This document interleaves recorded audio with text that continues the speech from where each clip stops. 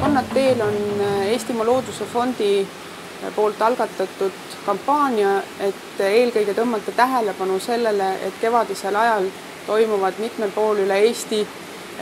aktiivsed konnade kevadränded, kui nad siis liiguvad talvituskohtadest sigimispaikadesse. Ja juhul, kui sinna vahele, talvituskoha ja sigimispaiga vahele jääb tee, siis tuleb konnadel see tee ületada.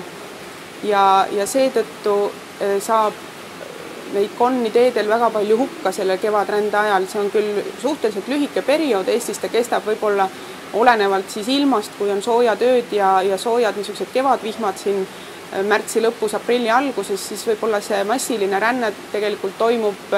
4-5 öö jooksul, aga selle ajaga saab meie teedel hukka tuhandeid ja tuhandeid konni, kellel jääb ju seetõttu sigimata, mis tõttu me ei kaota mitte ainult ühte põlvkonda konni, vaid tegelikult ka kõik need järgmised põlvkonnad. Rände ajal tegelikult kuigi meil sigimispaikadesse, talvituskohtadest rändavad kõik kahepaiksed, siis selline massiline ränne, mis silma torkab, on põhiliselt ikkagi 3 meie kõige arvukamal liigil. Need on siis rohukonn, need on konnad, kes talvituvad veekogudes, ja siis rabakonn ja harilik kärnkonn, kes talvituvad maismaal. Ja kui need konnad siis väga suures hulgas teedel hukkuvad, mistõttu asurkonnad saavad tugeva löögi ja arvukus hakkab alla minema, siis tegelikult see ei mõjuta mitte ainult seda, et meie looduses on vähem konna, vaid kuna konn on toiduahelas niivõrd olulisel kohal, ta on toiduks väga paljudele teistele liikidele, alates sellest, et konna kudust ja kullastest toituvad mitmed veeselgrootud, ka kalad, kuni selleni välja, et täiskasvanud konnadest toituvad nii maod, linnud kui mitmed imetajad.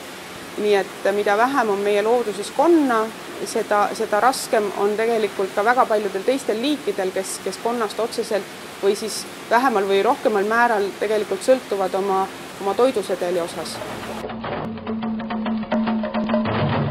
Ja seetõttu on siis Eestimaa Looduse Fond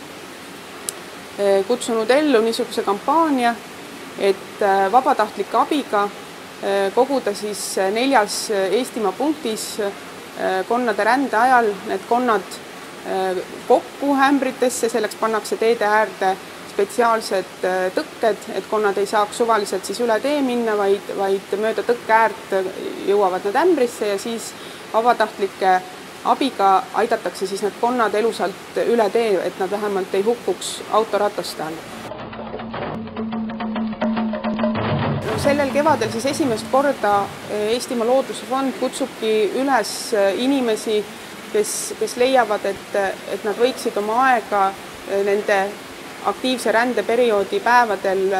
natuke kulutada selleks, et tulla ja aidata siis nii Tallinna lähistel kui Tartu lähistel neid konni üle tee ja võib-olla ise ka näha seda probleemi olukorda lähemalt, et saada aru tegelikult nendest mastaapidest, millest me räägime, et millisel hulgal tegelikult need konnad rändavad ja kui suur see oht seal autorataste all surma saada neil on. Et selle tõttu tuleks registreerida ennast ELF-is ja saab igaüks osaleda, kes selle vastu huvi tunneb ja leiab, et ta saaks midagi natukenegi ära teha selleks, et konnad teede peal surma ei saaks.